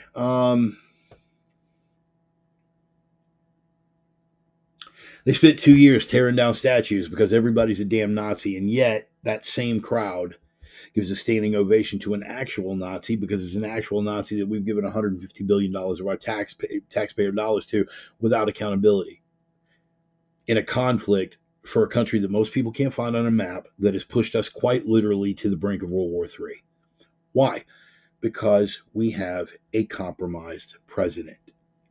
Simple as that. Look into Burisma. Look into the prosecutor that was fired. Look into the investigations. Look into Poroshenko. And do a 5-minute Google search for that Biden video where he flat out says that they fired the prosecutor. They withheld $1 billion in loan guarantees until that prosecutor was fired. He's compromised. If there's that much that is floating around obvious, imagine the stuff that Zelensky has access to that we have no idea about, that they don't want to come forward. We're in a very dangerous time, boys and girls. I didn't want to turn this into a political thing. I still don't. But this was an egregious example of how the mask is slipping. The narrative. Somebody once said the best thing about telling the truth is, as long as you're telling the truth, you don't have to remember which lie you told to who to cover it. It makes things a lot easier, right? Wait a minute, what did I tell that guy? Well, you could tell another lie to cover up this lie so I can keep the lie that I told to this guy covered up and make sure that those guys don't talk. It's just easier to speak the truth. The narrative has gotten so convoluted, so up in the air, that it literally can no longer sustain itself. This is not something to feel bad about. Yes, you should feel righteous indignation against what happened here. Yes, you should feel righteous indignation about your tax dollars being used to support a bunch of neo-Nazis pushing us to the edge of World War III, massacring civilians. Massacring civilians. Let me say that one more time in case you missed it. Massacring civilians in Donbass, Donetsk, Luhansk, Crimea. Hi, George. Good to see you. Still send billions to Ukraine. Biden just said the money will flow. Yeah. They're threatening a government shutdown right now because even the Republicans don't have the guts to pull the money. Rand Paul is not his father by a damn sight, but I'll take it. Might be the one guy there with spine and balls who still has an R in front of his name. Any Republican, let me stress that again, any Republican who votes to send more money to Ukraine should be unceremoniously and summarily booted the hell out of office. Done. Primary their asses, send them home. We simply don't have room for this anymore. Calling them rhinos means that we know the difference. Calling them rhinos means that we can discern which is one, which is the other, which is a true Republican, a true conservative, and which ones are deep state. Those deep state people got to go. Period, full stop, end of statement. And if that finally is the tipping point that takes us from having to go from the ballot box to the cartridge box, I can live with that. I said what I said.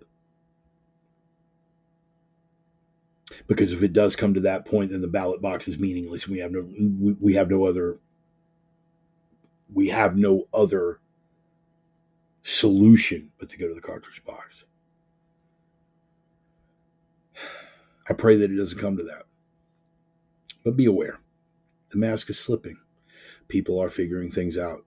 We have one more year. We have one more year before what will be literally the most important election of your lifetime.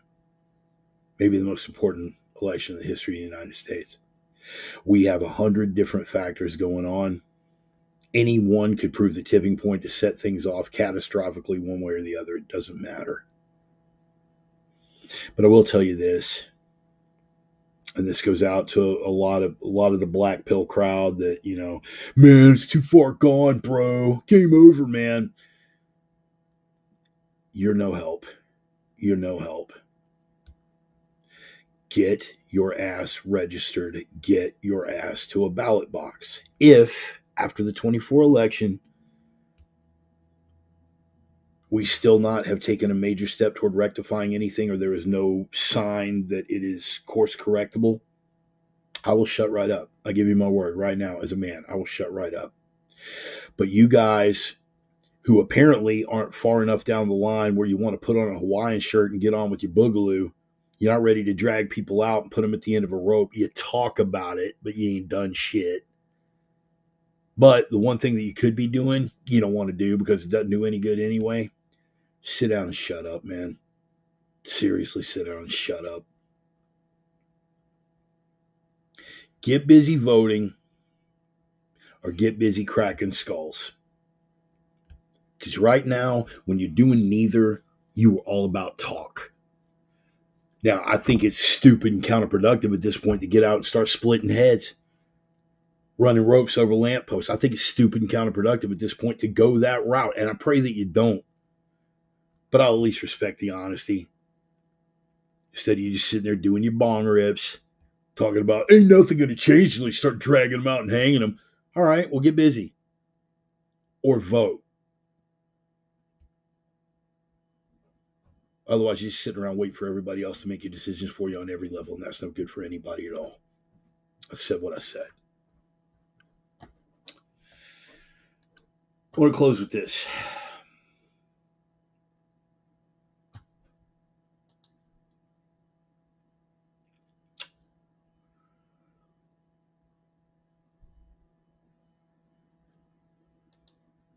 Got to remember that it's Russia bad, Germany reformed. Right. That's why they keep having to give money to Israel every single year. I wonder if Israel's going. I wonder if Israel's going to try to hit Canada up for money now. That should be entertaining. Anyway, a couple of things, Road.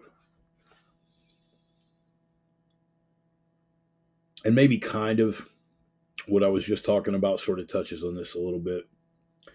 The guys that talk a whole lot of talk about nothing's going to change, so you're dragging people out, putting them on ropes.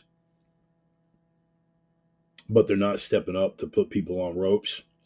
But they won't vote because voting doesn't do any good anymore. This isn't where I was headed with this, but it kind of touches on it. You got a lot of people that are living with illusions. Illusions brought on by pride. Illusions brought on by fear. Illusions brought on by cowardice. The most important illusion or delusion for some folks. And this is something I've been wrestling with a lot. Pull up a couple of scripture verses here. And this is really what set me off on this. And I'm gonna pull that whole chapter so we can put this in the proper context. Romans 11:22. Behold, therefore, the goodness and severity of God on them which fell. Severity, but toward thee goodness, if thou continue in his goodness. Otherwise thou also shalt be cut off. Where are we going with that? Well, I took the liberty of pulling up all of Romans 11 so we'd have the proper context for it. But at the root, it illustrates a very, very vital point, and it's one that I've been making in a lot of discussions that I've been having with a lot of my friends, both friends of faith and friends not of faith. And that is having no illusions about the God that you serve. But I'll go even deeper. Having no illusions about the fact that you do serve a God. Not me, man. I'm an atheist, dude. I'm one of those evangelical atheists, man. I don't need that kind of power in my life, man. I don't serve anything, but you don't serve anything but what? Yourself. Oh, yourself. And your own what? Your own pride. It's all about you. Okay. you're still serving a God bigger than yourself. And even assuming you don't share the faith, I I I will submit to you from the perspective of people that do walk in the faith and walk in the light of Christ, that pride that you serve, that ego, that arrogance that you serve is in fact a tool of the deceiver. But I don't need you to believe in God or the devil. I just need to point out the fact that you are serving something outside of yourself. Because that pride that you're serving is outside of yourself. There are all kinds of things that people serve, whether they claim to serve a God or whether they don't, whether they're aware that they serve a God or whether they don't. Money. For a lot of people, money is their God.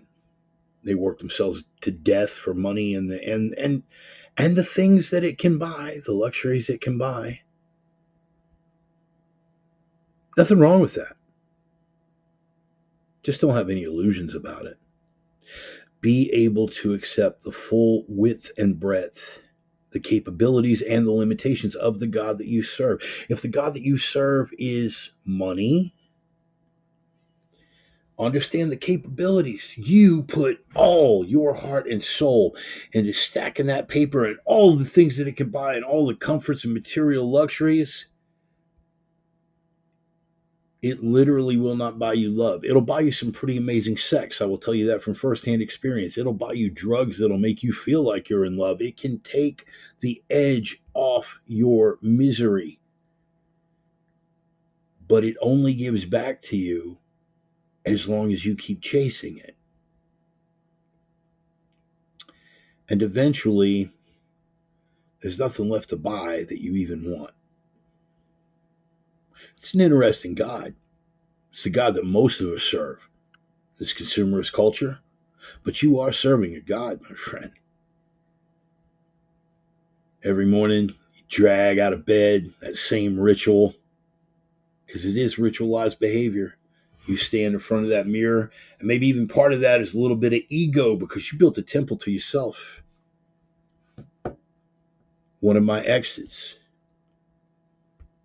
vanity. Oh, vanity. And did not even realize that the cosmetic altar that she had set up in front of a mirror, and every morning she would get on her knees in front of this low-lying table with all the cosmetics on it and look at herself in the mirror as she dolled herself up. What God do you think she was serving besides her own ego, her own vanity? But she was in fact serving. Is that not ritual behavior? Is that not an altar that you built to yourself, to your own pride? That house that you bought, big elaborate entertainment center, you think that's anything but an altar towards what you actually serve? Because what's pressing you to get more and bigger and better things? That glowing box that sits on your altar and tells you what you must have if you wish to be happy, and creates the insecurities that you're not going to be happy until you get those things. You think this isn't ritualized behavior? You think that's not an altar? You think that culture isn't your God. What else comes out of that glowing box? The same propaganda from the propaganda ministry. So maybe the God that you serve is the state. And you believe in the state, and you get out there and demonstrate for the state, and you get out there and write letters to the editor, or maybe you're an educator and you tell your kids how wonderful the state is. Because that's the God that you serve. Okay, fine. What's up, Clem? I'm glad you're here, bro. And if you do watch the replay, you're going to enjoy it because I'm on a tear right now. I love you, brother. Thank you. You honored me greatly last weekend. Those words that are coming out of the box, do you think that isn't a sermon? Do you think that propaganda isn't a sermon for the God that you serve if your God is the state, and maybe you are an educator and you are polluting these children's minds with your religion and pumping them up on the graces of your God and how government is going to solve all of your problems? That's cool. Just have no illusions about the God that you serve. Because the flip side of that is the government, that God that you serve, the state, that is powerful and big enough to give you everything that you want or everything they decide that you need is also the state that is big enough to take every single thing that you have, including your freedom, including your dignity, including your life. So don't have any illusions about the God that you serve.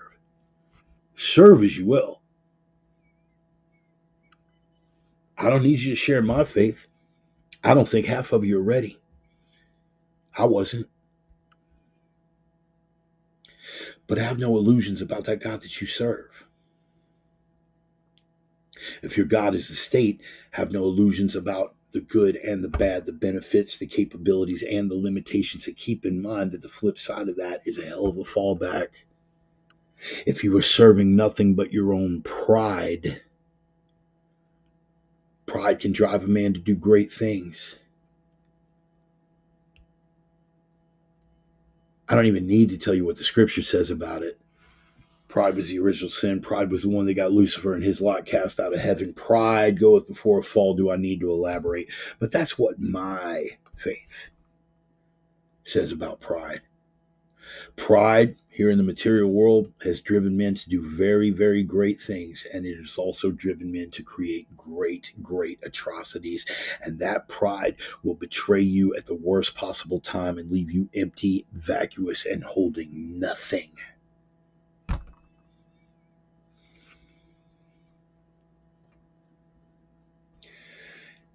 And if pride is the God that you serve,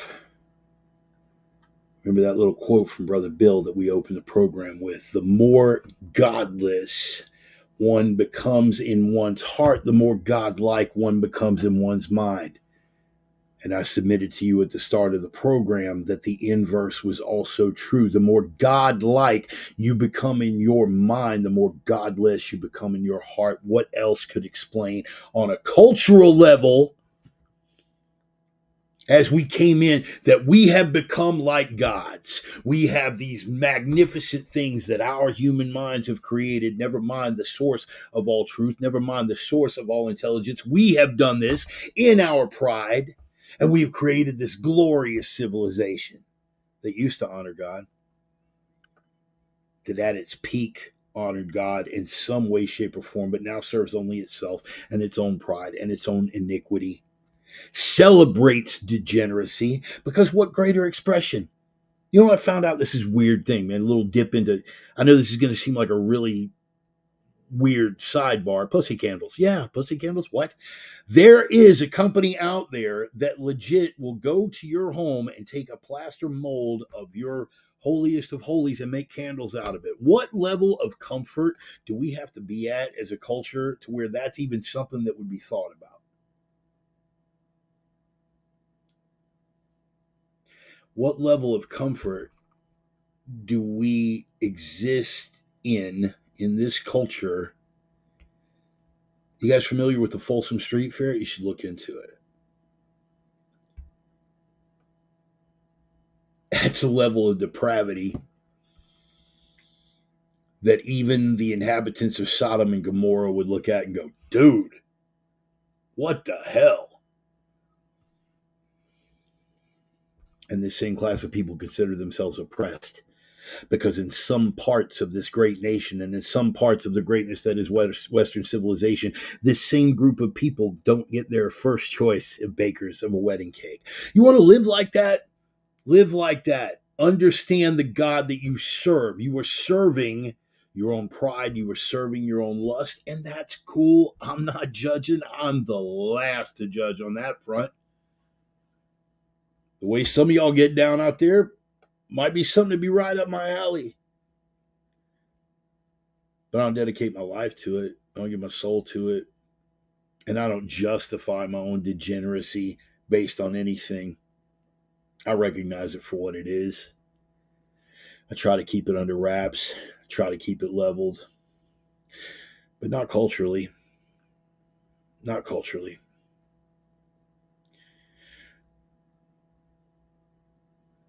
We've elevated victimhood to godlike status. We assign greater social import to those who are victimized by oppressors. What oppression? What oppression? We live in this capitalist hellscape. What hellscape? What hellscape are you possibly talking about?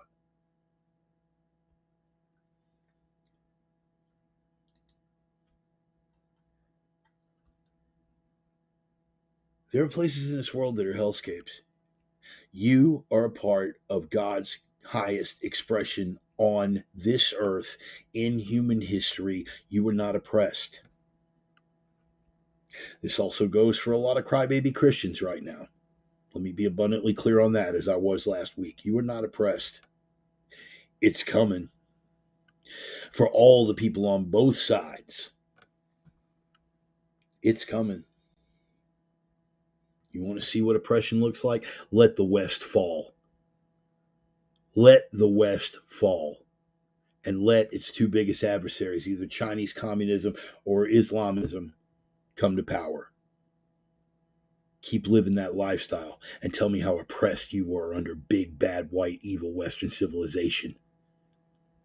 Christians,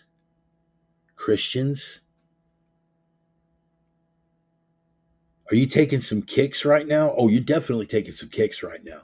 Them telling you that that you couldn't have services during COVID, but they left the titty bars and the weed dispensaries open. Yeah, that was a kick. You're not oppressed. You're not oppressed.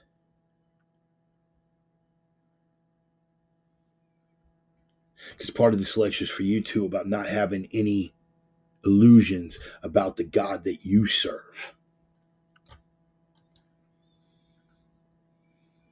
See, you're serving only with regard to his grace. Thou wilt say then, boast not against the branches, but if thou boast, thou bearest not the root, but the root bears thee. Thou wilt say then, the branches were broken off that I might be grafted in. That's you serving your own pride, son. They broke all these other branches off to make room for me, because that's how important I am to God. No, you're not. Not any more or less than anybody else. In my moment of clarity, in my moment of epiphany, that was the thing that kept coming back to me. You are nothing special. You got a gift, son, because I gave it to you, but you are nothing special, and I can do this without you. Ponder that. Thou wilt say then, the branches were broken off that I might be grafted in. Well, because of unbelief, they were broken off, and thou standest by faith. Be not high-minded, but fear. Let me say that again. Be not high-minded, but fear. For if God spared not the natural branches, take heed lest he also spare not thee. And here is the root of it all, about not having any illusions about the God you serve. Behold, therefore, the goodness and severity of God on them which fell severity, but toward thee goodness, if thou continue in his goodness. Otherwise, thou also shalt be cut off. You have to understand, if you are walking this path, if you are walking in the faith, don't have any illusions about the God you serve. Ain't no such thing as halfway crooks. Ain't no such thing as halfway Christians. Osteen, you feel me? God wants you to have that car. God wants you to have that good mansion in the suburbs. Maybe that's your will. You're a motivational speaker, son. You ain't no man of God. Who are you to judge? I'm the guy that's on this rant right now. You don't like it? Turn it off.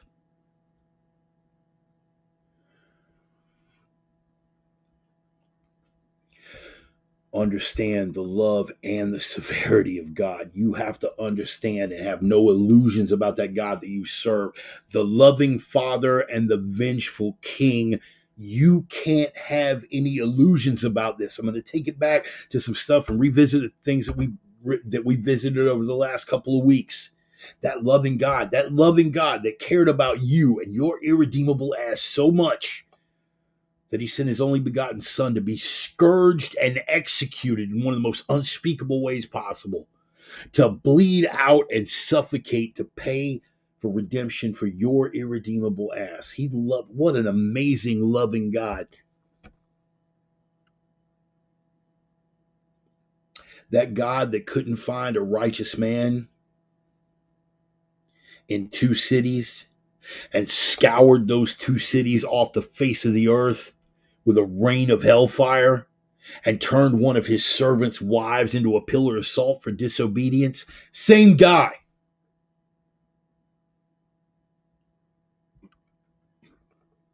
Same guy. That loving Savior that came to earth to be scourged and executed, and before all of that, healed a Roman, who was about to take him to be crucified. Peter cuts off his ear, he sticks the ear back on and heals the guy. While hanging on the cross, forgive them, Father, for what? Forgive them, for they know not what they do. I wish I had that level of forgiveness. I strive for that level of forgiveness because they don't know what they're doing. But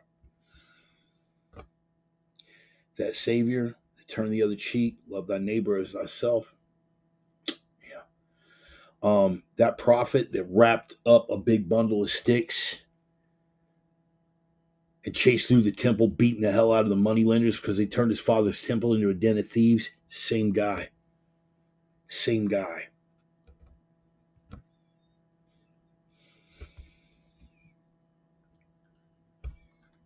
Same guy. What do we say? Romans. Behold, therefore, the goodness and severity of God on them which fell, severity, but toward thee goodness, if thou continue in his goodness, otherwise thou shalt be cut off. What kind of loving God would cut you off for any reason? I don't pretend to understand. I don't pretend to understand the divinity or the complexity of that plan.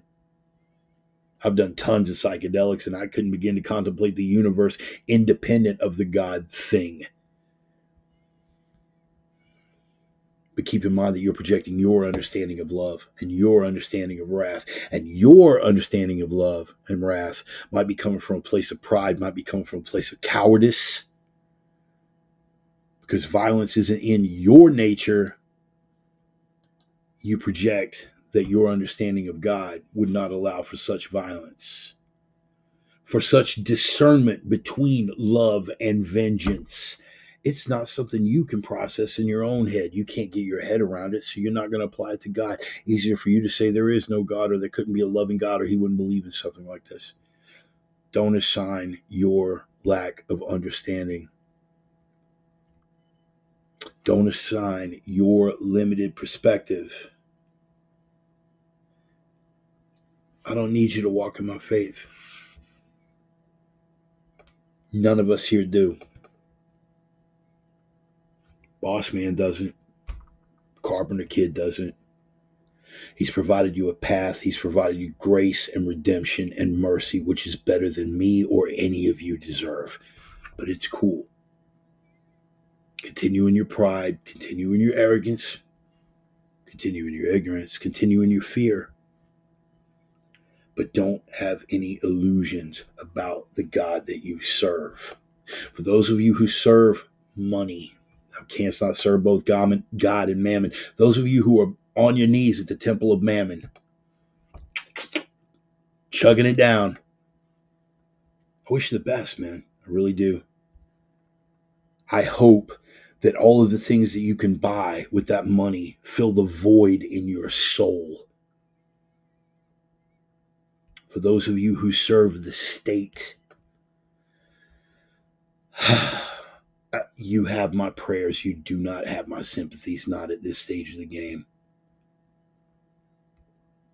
I urge you not to make the same mistake that I did, hearing what was speaking to you, but not having the courage to listen, not having the courage to stand up in front of all your friends and say, I follow the risen Christ because of what it may cost you socially. All of you who live in that fear, I would refuse. Well, I read Revelation. I'd refuse the mark even if it cost me my life. Really, you wouldn't refuse a jab because it might cost you your job. You don't have that kind of courage. I keep you in my prayers. You have my prayers. You no longer have my sympathies. But I can promise you this, for those of you who are concerned about the path that I'm on, you can take issue with whatever it is that troubles you about the faith. You can take issue with whatever it is that troubles you about my devotion to the faith. But I'll leave you with this. I'll let you rest in this assurance. I have no illusions about the God that I serve.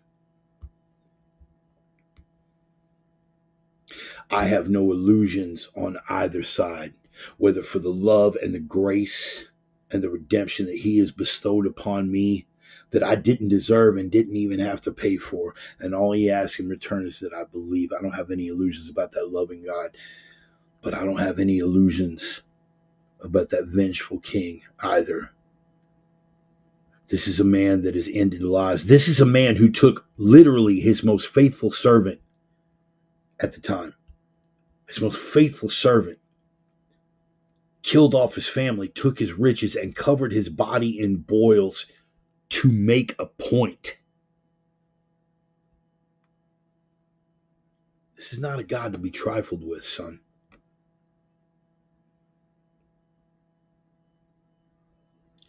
I don't have any illusions about the God that I serve, whether from the manifestation of the loving Father or the vengeful King that will come, that is coming, and will lay waste everything that he finds defiled and degenerated before him. I don't have any illusions about the God that I serve. I hope that it will not take an act of God to make you lose your illusions about yours.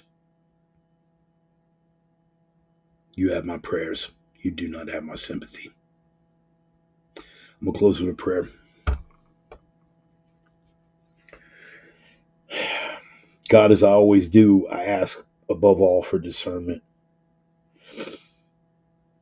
I cannot hope in the deepest reaches of my intellect, greatest capacities of this mind which you've gifted me. I cannot hope to contemplate the subtleties, the nuances, and the complexities of the plan that you have in store for any of us, let alone myself. I'm a flawed human being doing my best to understand. I ask that you help me put this gift that you've given me to work. I ask that some of these people who are teetering on the edge, that you could give them just that mustard seed worth of faith. If you can plant that mustard seed worth of faith in their hearts, I promise you I can bring them home. I promise you I can bring them home. Beyond discernment, I ask for strength. I know what is coming. Not all of us get to die that glorious death. So I've discussed with Brother Bill in the course of the last weekend, some of us are going to be quietly and unceremoniously martyred. I ask that on the appointed day, you give me the strength to die well. You give me the strength to hold to my convictions, and to hold to your will. Speak your word for as long as I have breath in these lungs. But further, I ask for the people who are lost. Give them each, and you know as well as I do, or some won't take it. I ask that you give them just a moment, a glimpse of reflection. It doesn't have to be an epiphany, just a second where you speak to them in a way that they cannot deny. What they do with it after that, that is on them, Lord. But I ask that you give them that moment. It's all that I can ask. I thank you for your gifts, for they are great and they are many, for all the blessings you bestowed upon me that I don't deserve, for having faith in me even when I didn't have faith in you. I pray for this light and peace in everyone's life that loves me, and all those lives of the people that I love. I pray in the name of the risen Christ. Amen. I am the Reverend. That is the gospel. Appreciate y'all being patient. That prayer touched on something that I wanted to cover just real quick before I get out of here, man. Look, we're all puffed up wanting to be God's warriors, right? But here's where I need discernment on that too. And some of y'all may need discernment as well. Being a warrior for God, man, doesn't mean that you're going to get to go out with your shield or on it. It doesn't mean that you're going to go out swinging a sword or, in a hail of lead when they come to put the mark on you and you refuse. Not all of us are going to have that faith, man. Not all of us are bound to that fate. Some of us are just going to be quietly martyred. All this time and energy that I put building up all these strengths and all these skill sets and all this stuff, my death may be just to stand there strong while they cut my throat for everybody to see. Look in the scripture. Hundreds of thousands of us going to go out like that. I don't look forward to being one of them. I'd rather die on my feet with my hands up and go out swinging. But it might not be my fate. Don't have any illusions about the God that you serve. Don't have any illusions that this is going to be easy. I like to say that I didn't have any illusions about it, but I think I did going in. I mean, in retrospect, I definitely had some going in. Sonny and Bill were right. It doesn't get easy here. This isn't the part where it gets easy. This is the part where it gets more difficult, where you've got to be more mindful. We've got to be more focused. But I will say this, it's had measurable effects on my life as an individual and a human being. It ain't for everybody. You get there when you get there, and some of us might never get there. I have to accept that, just like I have to accept every other element of this. There's a certain measure of things that I can't control. And for my own pride and for my own ego, that's a hell of a blow. But we endure it. We try to walk in the light. We try to walk in the truth. We try to walk in the faith. And sometimes we fail. Sometimes we fail.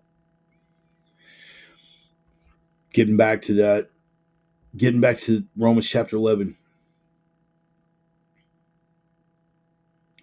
Don't ever get so puffed up in your pride to think that, again, that metaphor of the leaves being cut from the olive branch.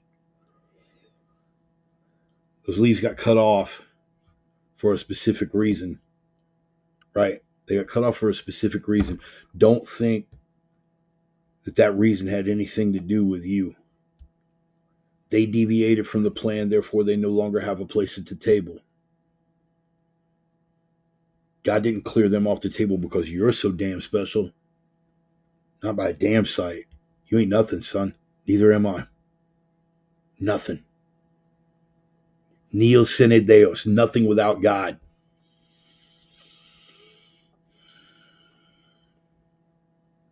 And the minute you step from that righteousness, you're going to be cast from the table too. That loving Father and that vengeful King, they are both facets of the same divine being. Have no illusions about the God you serve. That's it. That's all I got for you, people. I appreciate it. If anything I threw out helped you out or changed your worldview in any kind of way, you want to throw me some coin, that'd be great. Pass around that little digital collection plate like we always do, man. I'm on Cash App, I'm on Venmo, I'm on Facebook Pay, all that other stuff. That isn't what this is about, though, y'all, and it hasn't been. It's never been about that. Like, I would love for it to turn into a self-sustaining endeavor, but it's not.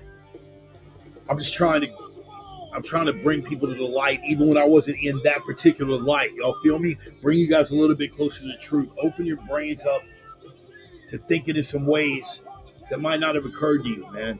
And to build a community of like-minded individuals. What do you mean like-minded, man? You mean we all feel the same way politically? We all walk the same faith? No. I'm talking about people who are all looking for something bigger out of life, something more out of themselves, in their hearts, in their minds, and their souls. Something bigger to achieve out of their lives. That's what I mean by like-minded individuals. And if you're one of us, vaya con Dios, man. Happy to have you on board. Anyway, guys, like my buddy Stone is always saying, live the three, man. Live the three. The signal to noise ratio is always screwed up, especially in this day and age. You've got to be the signal that cuts through the noise. Cuts through the noise.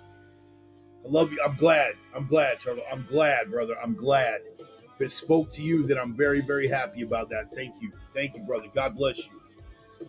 Be the signal that cuts through the noise. Live the three, man. The three prime directives, man. You got to be that signal that breaks through the noise.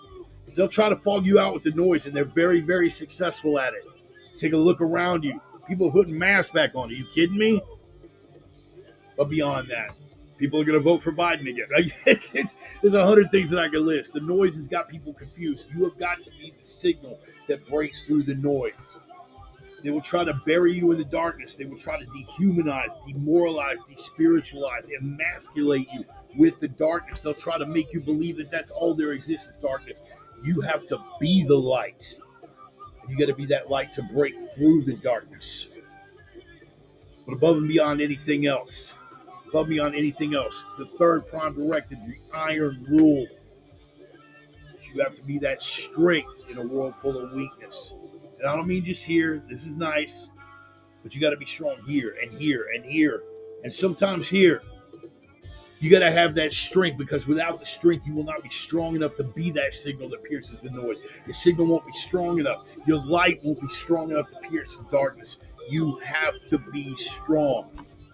Strength and truth at all costs. Everything else is optional, man. Walk in the light. Give thanks to the boss man, the carpenter kid, whenever you can. I appreciate you guys being here. I give thanks to each and every one of y'all. I love you, man. Thanks for coming out on a Sunday. Should be back next Sunday to rant and rave at you a little bit. Turtle, do me a favor, brother. Turtle, hit me with a private message, man. I want to know how it spoke to you, man. We can dialogue a little bit. Meantime, between time, I love you guys, man. Peace. Not feeling like so much a lone voice in the wilderness anymore, and it's all thanks to y'all. I love you, man. See you next Sunday. Peace. I got some really great people, man. Really great people. Really great.